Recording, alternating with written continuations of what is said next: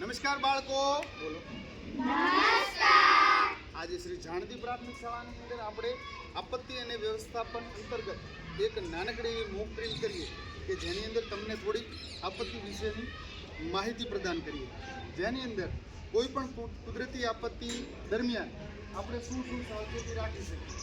જેની અંદર સૌ પ્રથમ આપત્તિ આવે એની પહેલાં, આપત્તિ દરમિયાન અને આપત્તિ પૂરી થઈ ગયા પછી, આ ત્રણ રીતે આપણે સાવચેતી રાખવાની હોય છે. જેની અંદર આજે આપણે વાત કરીએ છીએ પૂરની. શેની વાત કરીએ છીએ? પૂરની.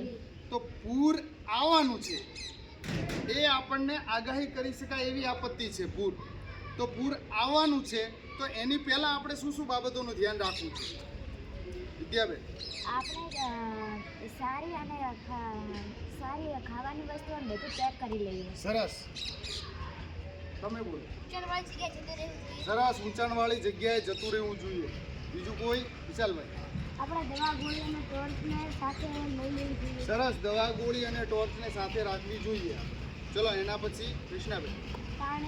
પીવાનું પાણી રાખવું જોઈએ. પીવાનું પાણી ચોખ્ખું રાખવું જોઈએ. આ વસ્તુઓ થઈ આપણે આપત્તિ પહેલાંની. ચલો હવે પૂરની આપત્તિ આવી ગઈ છે અને ચાલુ છે હાલ પૂર, તો આપણે શું કરવું જોઈએ? ચાલુ છે પૂર ચાલુ છે, બૂમા બૂમ ના કરવી જોઈએ, એનાથી લોકો હતપ્રત થઈ શકે છે. તમે બોલો. ઊંચાણવાળી જગ્યામાં હા, જે જગ્યા આપણે ઊંચાણવાળી જગ્યા ઉપર જતા રહ્યા છીએ તો એ આપણે છોડવી જોઈએ નહીં. નીરુબેન. તંત્રની સૂચના મુજબ વર્તવું જોઈએ. રેડિયો અને મોબાઈલ સાથે રાખવા જોઈએ. સરસ, સરકારી તંત્ર મુજબ આપણે વર્તન કરવું જોઈએ કે જેણે જે સૂચના આપણને મળે એ મુજબ જ કરવું. એના પછી ભૂમિબેન.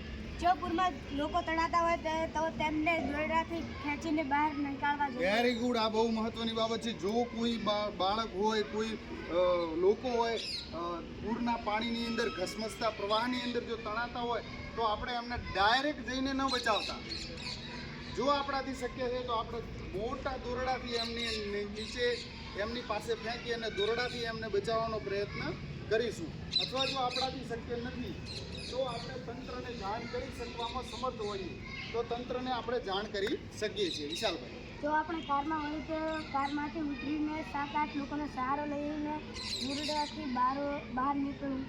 સરસ, જો કારમાં હોઈએ ને ચારે બાજુ પાણી થઈ ગયું છે તો 4-5 મિત્રોનો સહારો લઈ એકબીજાનો હાથ પકડી અને પછી આપણે રોડ ક્રોસ કે પાણીથી બહાર જવું જોઈએ. સરસ, વેરી ગુડ. હવે આપત્તિ પૂરી થઈ ગઈ છે પૂરની, તો શું કરવું? પૂર પતી ગયું છે, હવે સરસ, લાઇટ ગેસ કનેક્શનને આપણે ક્યાં અડવાનું નથી. જિગ્નેશભાઈ.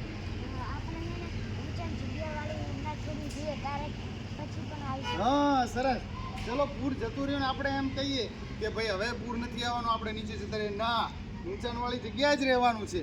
બાય ચાન્સ ફરીથી પૂર આવે તો. ચલો બીજું કોઈ? વિદ્યાબેન. જો હવામાન સાફ હોય અને કંઈ પણ ન હોય તો પણ આપણે બહાર ના નીકળવું. અચાનક પણ પૂર આવી શકે છે, અચાનક પણ આવી શકે છે. આપણે બધું ચોખ્ખું થઈ ગયું હોય તો બહાર ન જવું જોઈએ. લાઇટના થાંભલાથી દૂર રહેવું. સરસ, લાઇટના ઉપકરણો જે છે એનાથી આપણે દૂર રહેવું જોઈએ. હવે છે કંઈ રચના? સરસ, પાણીમાં જીવજંતુ હોય આપણે અંદર જવું જોઈએ નહીં કે ચલો કંઈ છે તો આપણે છબછબે કરે નાવા જઈએ, એવું કરવું નહીં.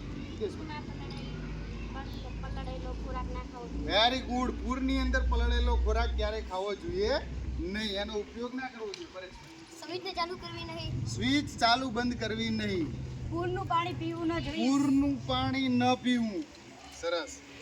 ઓર જો સૂચના ન મળે તંત્ર દ્વારા તો પણ આપણે ઘરની બહાર ન નીકળવું. સરસ, પૂરની સૂચના ન મળે, તંત્રની સૂચના ન મળે તો ત્યાં સુધી આપણે ઘરની બહાર જવું જોઈએ નહીં. સરસ, ધન્યવાદ.